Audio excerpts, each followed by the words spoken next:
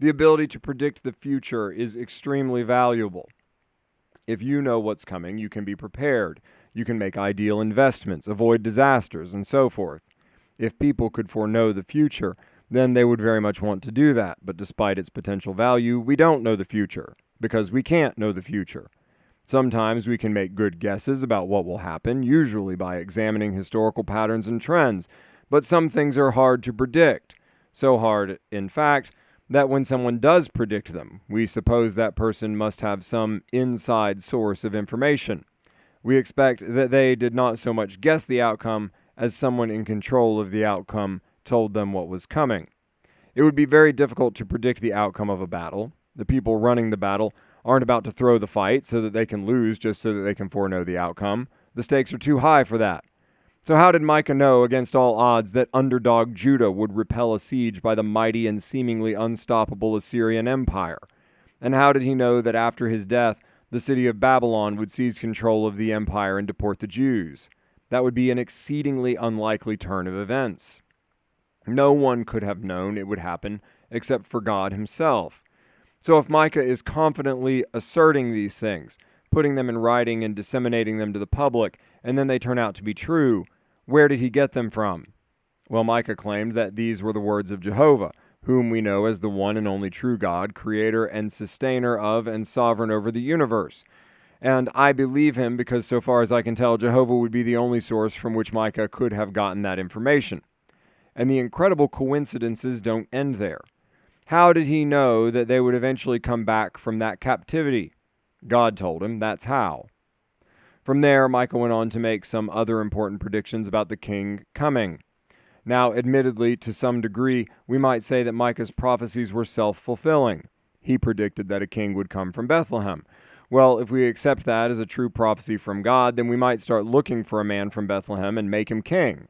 And if the prophet describes this king as being both born of woman, but at the same time as being the Ancient of Days, then we might invent for ourselves the idea of God born as a man.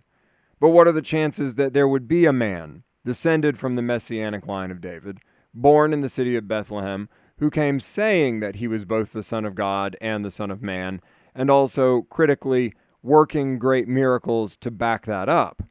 What are the odds that he would be crucified, and as he hanged dying, the Roman authorities, over whom he had no control, would spitefully hang up a sign calling him King of the Jews? What are the odds that this man would be the singular only person to raise himself from the dead, that he might reign forever over an eternal kingdom? Well, I would say that the odds are quite bad. Bad enough, in fact, that this is certainly not a self-fulfilling prophecy that we simply applied to Jesus. Jesus demonstrated himself by his extraordinary life and death and resurrection from the dead to be the actual Son of God and Son of Man. So Micah made a prediction for us about where this God-man would be born. In Bethlehem, a small town unlikely to host the birth of such an extraordinary person.